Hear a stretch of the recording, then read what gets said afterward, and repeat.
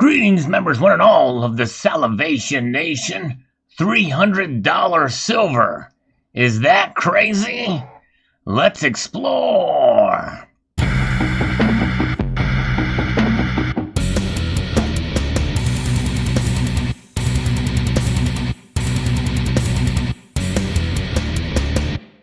I think it's crazy, but this guy, Peter Krauth from the commentary section at Kitco, wants you to understand that he's not losing his mind, but he does feel that silver could reach $300.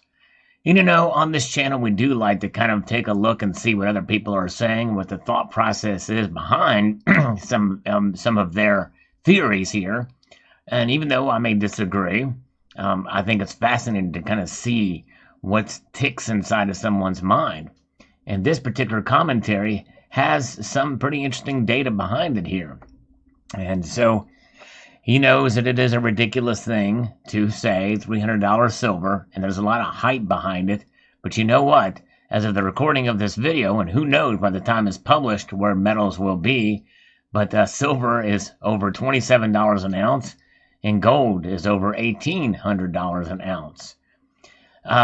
When silver was in the 70s, through its bull market towards the end of the 70s, there started from a low of $1.31 in October of 1971. By the time it reached its peak in 1980, silver had run all the way up to $49. So that was a 37 times return. In other words, that's pretty big in just under 10 years to get that high of a return.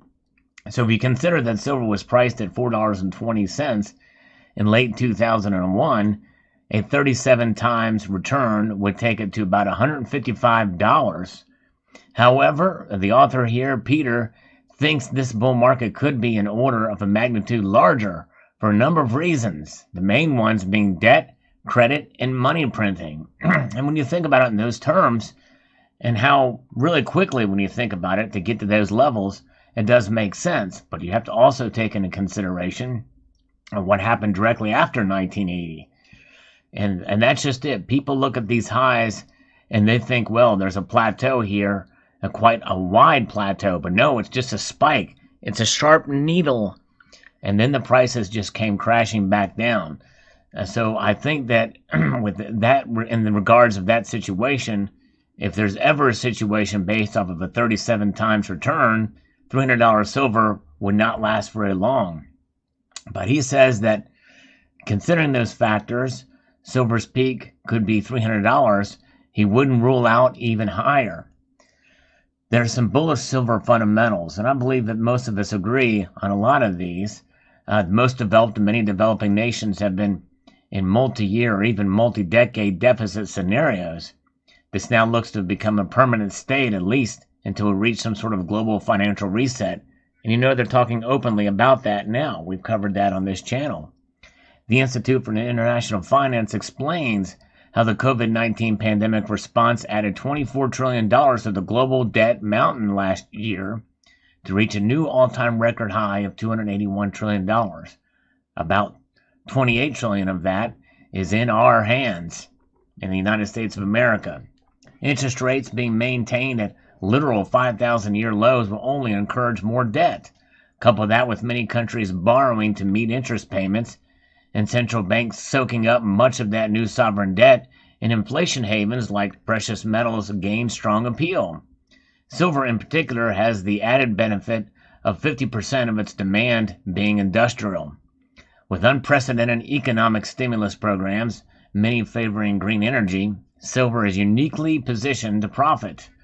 What's more, according to Metals Focus, silver supply was down 4% in 2020 by 42 million ounces. Of course, we've talked about why that was the case and why that may not be the case in the coming year here. According to the Silver Institute, total supply will rise by 8% this year, though total demand will rise nearly twice as much by 15%, led by industrial, jewelry, and physical demand. And here we can see a chart of the growing demand for silver here. But, you know, the thing is, we've talked about there are some caveats to that as well. We've covered those on this channel too. So you have to take into account some of the data and how it's reported and where things are. But it's obvious in 2021 especially, and even in 2020, there's been a growing investment demand, or I don't like to use that term investment, but stacker demand, hedge demand, those who want the physical. And I think that's the best way to have silver, is to hold it in physical form. The fundamental side of silver demand is looking strong, but he's also talking about the technical side as well. You may remember I did an interview with Chris Vermeulen, who is a technical analyst, an expert in technical analysis, and he talks about the silver to gold ratio. As a quick refresher, the gold to silver ratio, as we know, is calculated by simply dividing the spot price for 1 gold ounce compared to the spot price of a silver ounce. That's it. It's not the realistic ratio in terms of what you would get trading that metal back. And of course, what you buy it for, too, those are different numbers. But nonetheless, that is the measure that we look at. Right now, it's about 66 to 1. Naturally, the higher the ratio, the more silver ounces are needed to buy an ounce of gold, and vice versa. The most bullish scenario is when the ratio is falling from a high level, ideally from above 80, and the silver price is rising. So we can see in this chart of the gold to silver ratio during the 1970s silver bull market, and we saw how it climbed, and then it went down, and then almost to 15 in 1980. It's intriguing to note how recessions, which are the gray vertical bars, tend to mark troughs or peaks on the ratio. And that's also interesting, is that when silver reached its peak in 1980, the gold to silver ratio ultimately bottomed around the same time at a level near 15, which was below the starting point near 20. So we move under the current silver bull market, which I believe began in 2001. That's a pretty long bull market. The following chart shows us silver prices since 2000 not adjusted for inflation. And so when you see that, obviously it's a pretty steady line. If you take a line drawing it through the averages up, it has gone up slightly, and I guess that's where he's saying it's a bull, with obviously you can see there's that peak in 2011. It's not a plateau. People think silver got to almost $50 an ounce. It did not stay there long. Silver had a tremendous run from $4.20 in 2001 to its 2011 peak at $49, but then it corrected until late 2015, then moved sideways until bottoming near $12 last year in March. I remember that very vividly, that time. It had a tremendous move up to $30 within just 5 months, and has been mostly consolidating since. So let's look at the gold to silver ratio action since 2001. And boy, you can see it's been sporadic all over the place. We saw it go down to, this shows, looks to be upper 20s here, but in reality, this is about 32 to 1. And then we could see where it got a record high over about 126 for a brief moment of time. I remember that time. It got about to 126 to 1. We see peaks and troughs tend to occur, though not exclusively, around recession areas. So it could go either way during a recession. At silver's peak in 2011, the ratio bottomed near 33. It then rose almost constantly up to its all-time peak last March at 125, then fell dramatically to its current level around 67, as silver started to significantly outpace gold. Consider that we know from history silver always outperforms gold in precious metal bull markets. That's true. So the current action is particularly exciting for silver. It's more volatile. When gold falls, silver tends to drop even more. And it's been stubbornly high, because it's still higher than what I would perceive as normal. Notice during the 2000 recession, it had no effect on the gold to silver ratio. It just kept going up there. You'll notice here in the recession during the financial crisis of 2007, 2008, that the ratio was low and then went high. And then by the time 2011 got here, we were out of the recession, is when it just tanked, the gold to silver ratio. For the recession of 2020, it did the opposite. It spiked up really high, and then it just started dropping. And it's still, again, higher than I think average. But at 66 to 1 now, it's pretty close. It's getting closer to the average. So silver targets. But what does this all mean for how high the silver prices can go? Because so far he's not really made a case for $300 silver yet. No one knows for sure. Boom, there it goes. You could almost stop the article here, but we'll continue. There are some indicators worth examining for clues and suggestions, and really that's all we have to go on. So at least the author is being honest there. I believe the ratio will ultimately reach a low near 15. I did a video a while ago about how the gold to silver ratio could narrow to 20, and I thought that was kind of a wild guess. But let's see what he's got to say about it going to a low near 15 again.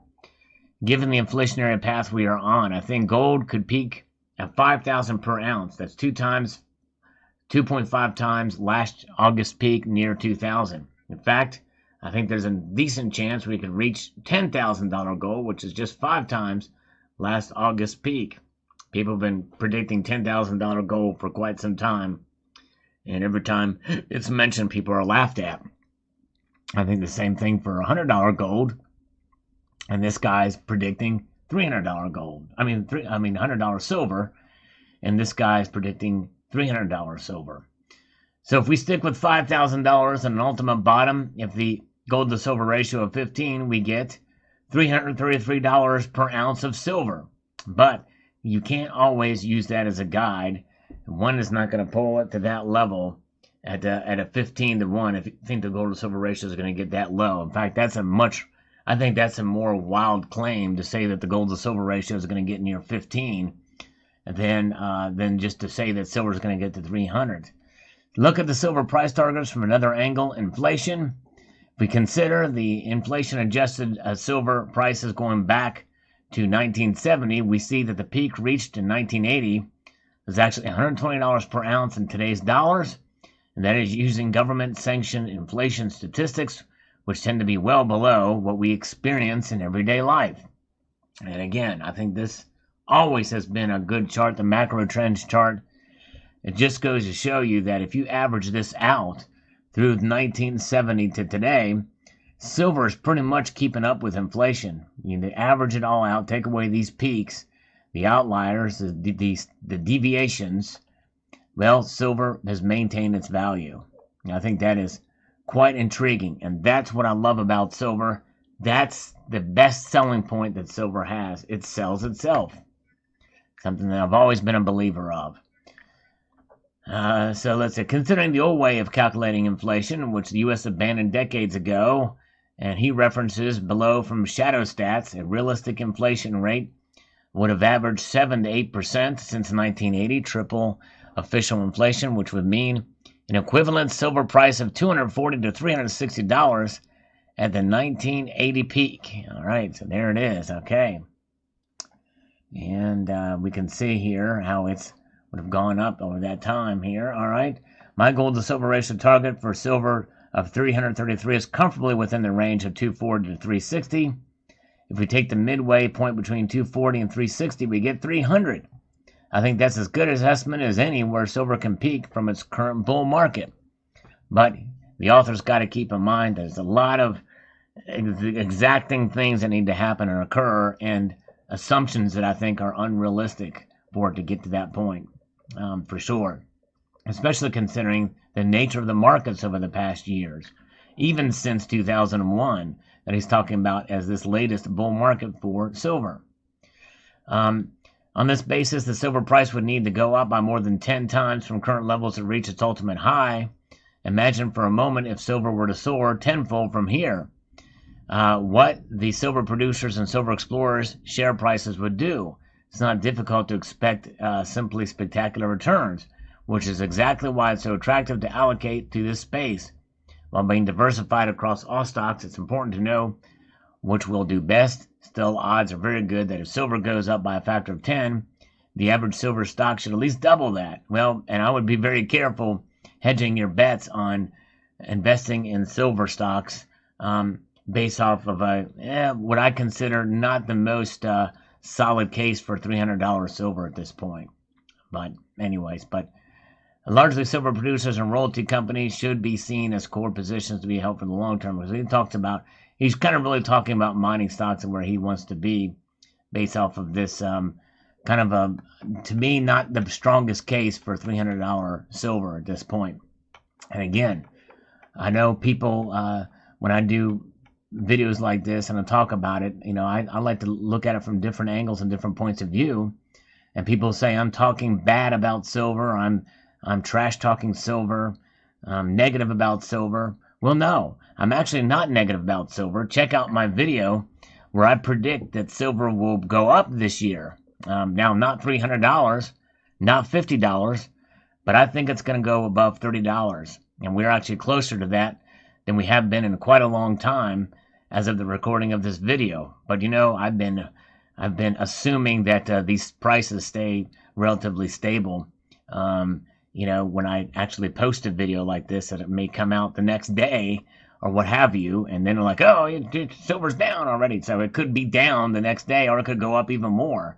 We just don't know. But as of the recording of this video, silver is getting much closer than we've seen for quite a while. There's a pretty big jump in the precious metals today. So nonetheless, there it is.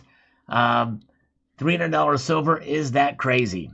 I'm going to say with 100% confidence that yes, it is crazy.